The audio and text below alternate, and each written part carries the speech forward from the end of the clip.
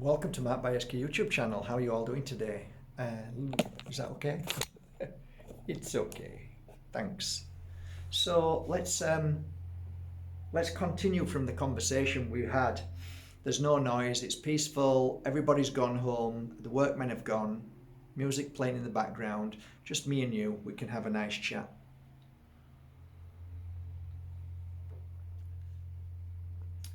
There was many things that I wanted to talk about this afternoon which were fresh in my mind but have disappeared, but let's see if they can come back again. Let's see if I remember. Let's see if they were important enough to bring back again. But one thing I did do this morning is I do lives. Only one or two people see them, but it doesn't matter.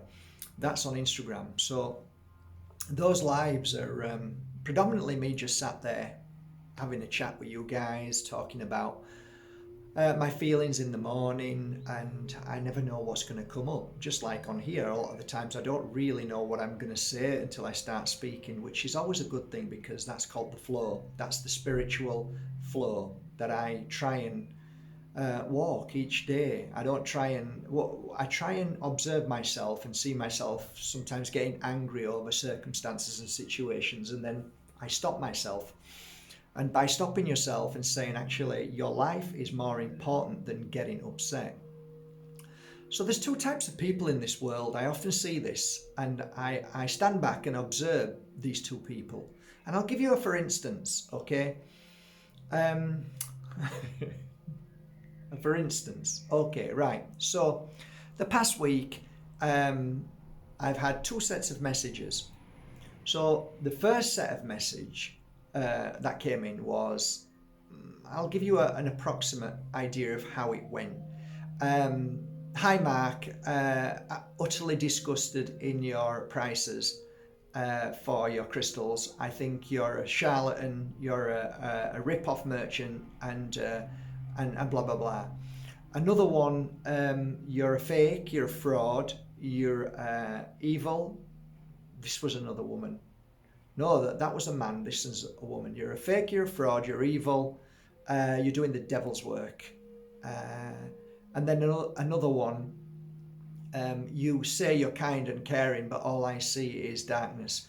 I think that's three of them out of about, I don't know, 20 or 30 this week. I don't even know what day it is. It might be a record this week. Okay, thanks for that. I'll take that on board. And then there was another type of person, and it went like this. Thanks, Mark. I just want you to know. Oh yeah, I used your spray, and it healed me. Another one, Mark. You have no idea how much you've saved my life. I'm no longer addicted. Blah blah blah. Another one. You'll never truly know how much you've helped me and helped others. Okay, so I look at both of them messages, and I just want you to think about this for a moment. Who would you rather be? Would you rather be the first lot of messages, or would you rather be the second lot of messages? You see, for me, what I see is that the first lot of messages shows me how upset people are and how that person is in such a low state that they are venting their energy on other people. So they're actually looking for other people to vent. That's to, it's almost like I have to box hard and punch hard at somebody that I feel I can get away with. So that kind of tells me that this person, whoever those people are in a really low state, and they're not happy with life. They see the worst in everything. They don't believe anything, and that's okay. That's the state they are. So ask yourself, is that the state you want to be in? Now then, the other set of people who said what they said, I look at them and think they're in a pretty good state. They've seen what they've been through. They've conquered their issues. They've worked on themselves. They've used certain tools and practices, and they're no longer addicted. They're no longer angry. These people are in a place of happiness, and they're sharing their joy, they're sharing their truth, and they're sharing their healing experience, their miracles. So ask yourself, which one are you? It's very easy to fall into the trap of this lot. And don't tell me you haven't, because I have, and I do it daily. But what I find interesting is every time I hear something beautiful, I find that each year that goes by, there's something beautiful becomes more relevant than the sadness, anger, bitterness, jealousy, and hate, which is quite amazing, really. So I feel that the older I'm getting, the more I'm starting to focus on the right things, on the positive things. Why? Because actually that's where I want to be. So I could easily fall into the trap of, oh, my crystals are better than anybody's. I can prove it. And I could fall into that and then get angry and fight and explain it. And what's the point? Because they're not interested in what I'm saying. They've already made their decision. They've already made their choice. They've already tarnished me and labelled me. So what's the point? You're not proving anything. They're already told you who you are. That's what they think of you. So this side, who are saying nice things, actually I quite like that and I appreciate that. But more so, it's not the message that they're saying. It's the fact that they're in a good place. And I think I want to be in that good place. So it's a case of being two different clubs. One club filled with people who are fighting each other, and another club where everybody's jumping and having fun. Which club do you want to be in? I know which club I want to be in. So I'm fed up of fighting in these clubs. And now I spend my time in the happiness corner. So I'm in the happy corner, not the naughty corner. It's really quite interesting when you think about it. And the choice is yours. And the same with what you say. Your conversation, whether it's a money conversation, because they're saying that they can't afford and you're a rip-off. That's what happens when you're in the mindset of poor mentality. That's what happens. So you see somebody in a Ferrari and you see somebody in a little Mini. They're both relevant. Right? Why would I start screaming at somebody in a Ferrari unless I'm jealous, and I don't think I can ever get that. And so then I'll use excuses of oh, it's a rip-off and they're not worth it anyway, and they're rich, so they're horrible. We're programmed that way. Come on, don't tell me we're not. Look at your life. Look at your father. Look at your mother. Look at everybody who's been around you in your life. What are rich people? The first thing you think is a rich person is greedy, horrible, nasty. Well, I've met a lot of rich people. I've got one up on my wall there who moved into the light, Penelope. She was worth over 600 million. She was the nicest woman I've ever met in my life. One of the nicest women. So no, don't use money as a label of somebody. Yeah, people do terrible things. It's not how rich they are that makes them terrible. People do terrible things, whether they've got money or they've got no money. People will steal 50 euros out of your pocket and stab you. Right? Oh, okay, poor people are terrible. No, it's nothing to do with poor or rich. So that's a money conversation. And that is a programming to either make you think poor, because if you look at people who are rich, you always say, they're a cheat, they're this, they're that. You don't say, hey, that you've become very successful in the monetary terms, interesting, how did you do it, can you help me, give me some tips. I give tips all the time. I was never rich, I was poor, really poor, but I was actually very rich. Now I'm rich but pretty poor, because I'm trying to get everything right and help everybody, and I've lost that richness. Even though I make money, I've lost the richness. So I have to find the balance again. So it's nothing to do with money. It's nothing to do with it. But it's interesting. It's fascinating. I started buying some really extraordinary crystals, and I've had nothing but grief this past month. Nothing but grief.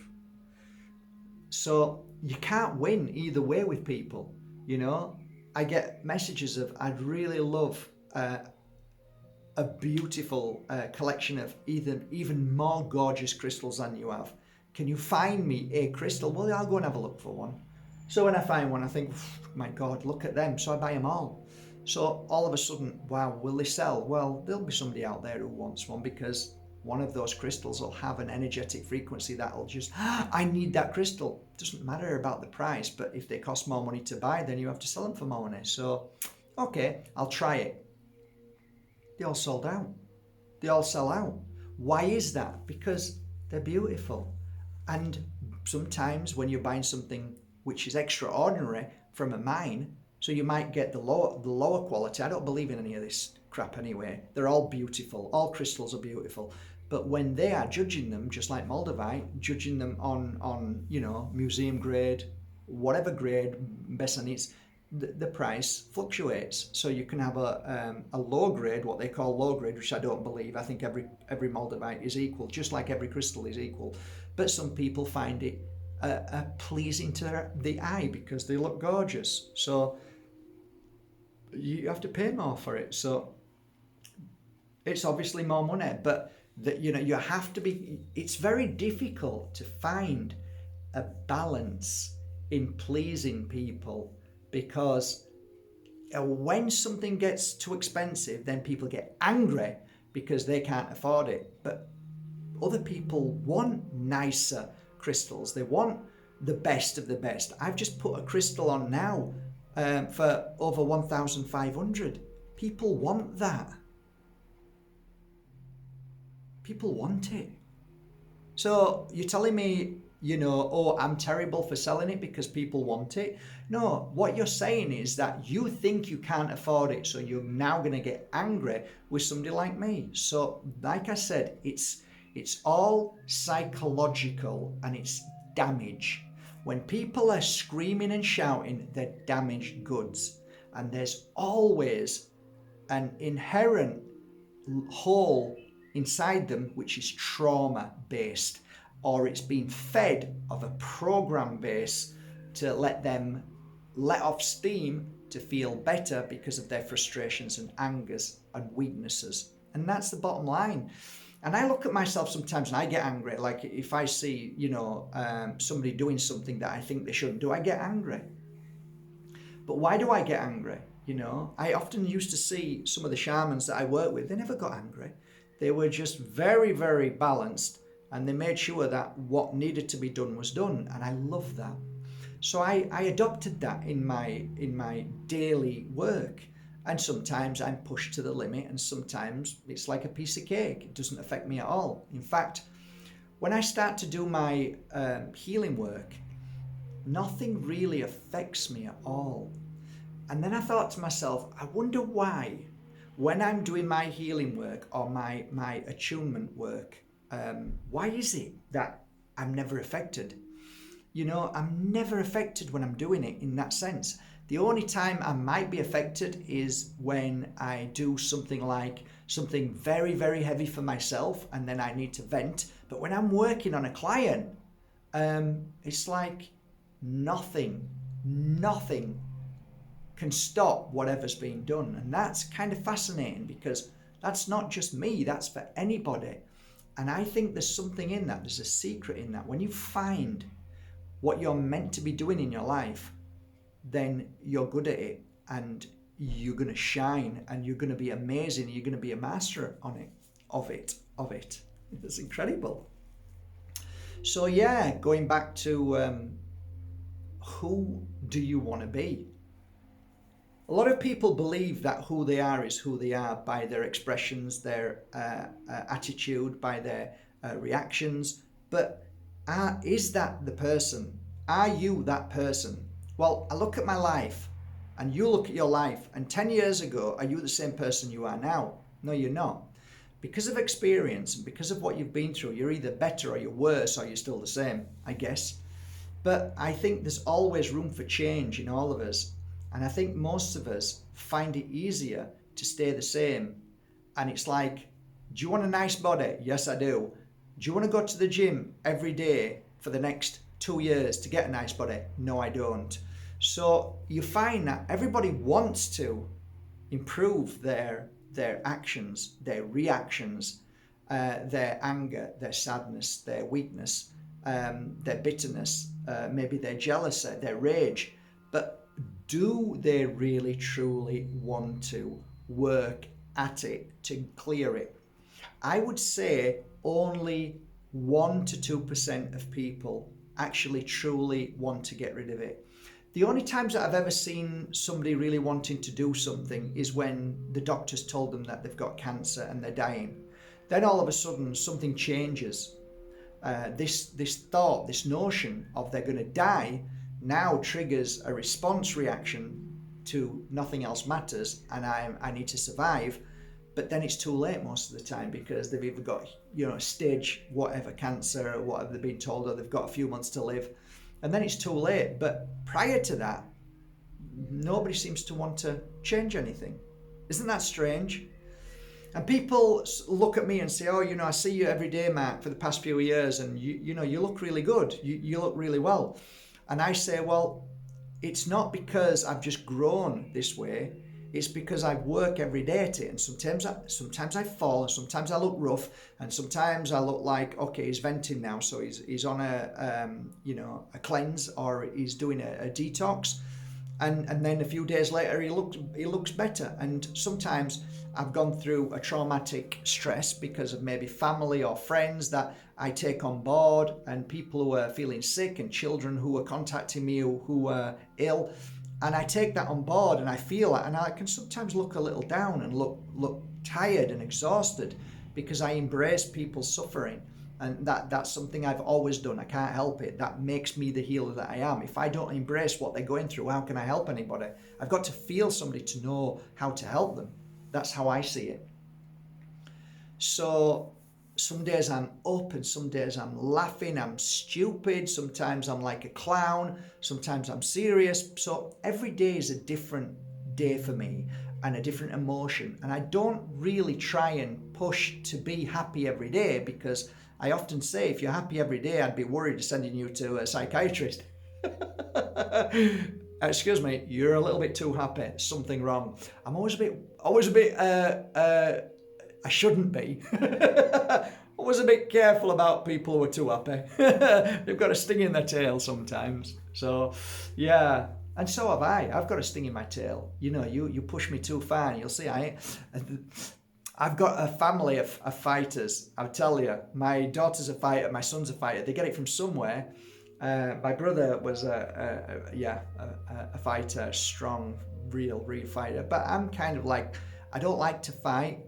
And only when pushed to the very, very back of a wall, and then I will, but I don't like it. I prefer living in happiness, but there are times that you have to defend yourself, and you have to look after yourself too. And that's not just physical, that's also mentally and emotional as well when people attack you. And sometimes I find entering into a conflict with an idiot only brings you down, and you're going to lose, because the idiot is an absolute genius and master of being an idiot. So I'm never going to win. So I don't bother with that, and I walk away from idiots now. I walk away from people who are just hell-bent in anger and bitterness and jealousy and resentment.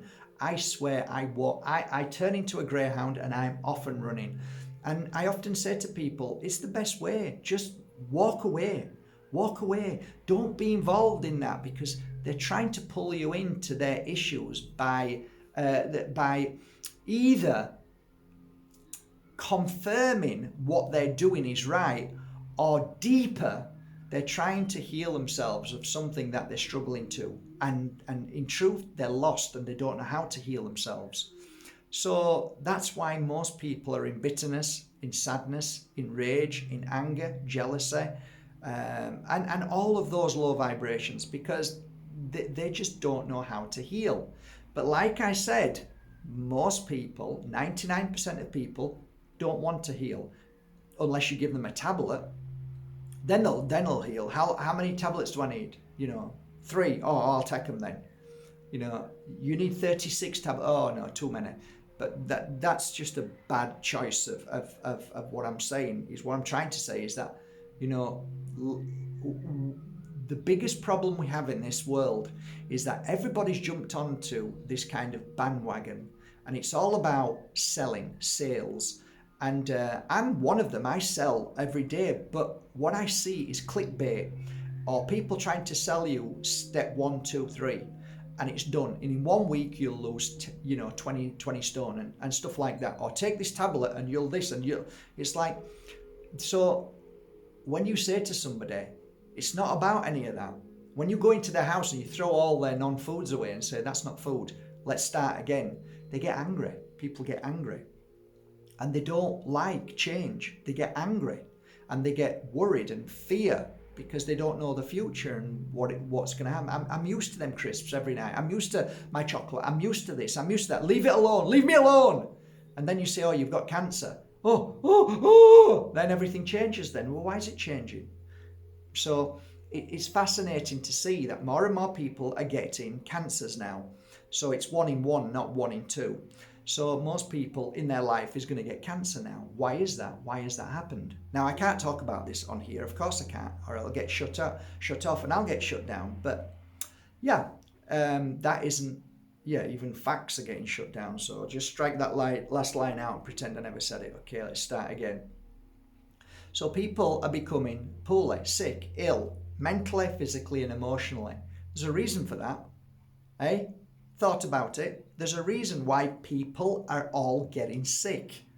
So I've often said this through a wonderful guy called Carl de Clark. What he said to me when I interviewed him was, if you go to a zoo and the zookeeper says all the animals are sick, the first thing you'd say is, what are you feeding them? So a lot of it is to do with our intake, or what we don't intake, which is so vital in our life. I guess that's why I changed my life. I realized that my life isn't going to change from just a miracle of God giving me health. It's a miracle of me working hard, cleansing and clearing, healing and being smart and seeing and working very hard on all aspects of my life: health, healing, whole foods, keeping away from the toxicity of life and people who are toxic. So all of these things are vital. Don Tolman calls them the 7 principles, which is absolutely true. So yeah, we've had a bit of a chat. It's 22 minutes gone. It was a nice little chat. I enjoyed it. I hope you did too. Food for thought.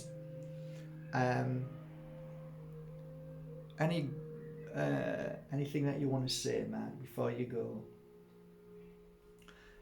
Fingers crossed that tomorrow we will be launching some trios. So yeah, you've all been waiting a long time, guys. I get it. But sometimes these things take time and effort. And the time and effort that I've put into these, and the love and the healing, well, I think it'll be worth the wait. So yeah, looking forward to them coming. Yeah, look. Looking forward to all of the crystals which are coming from Bali. So yeah, after working, like I've just worked with like 60 or 70, now that they're nearly ready, maybe in another 4 days, then they get wrapped and packed, they get sent to Bali, and then they get put into a beautiful setting, or 2 of them together.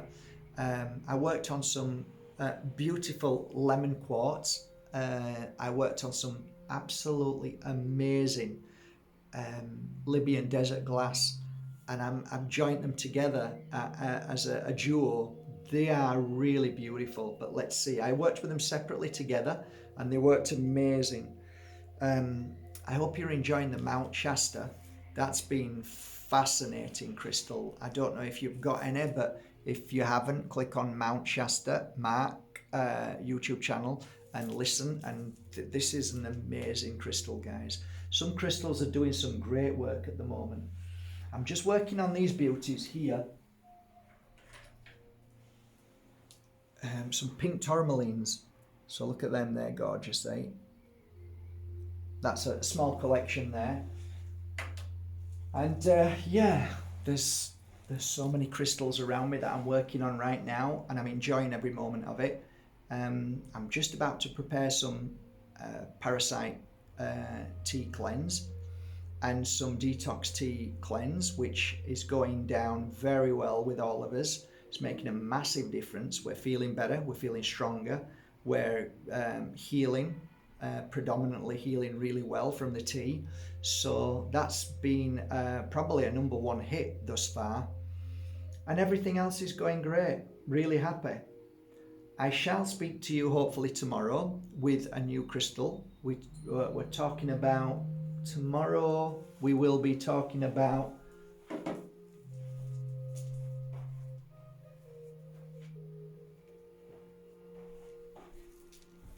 people have asked me about this crystal, Celestine. So I'm talking about that tomorrow. Beautiful, eh? So I'll talk about that tomorrow. Anything else, Mr. B?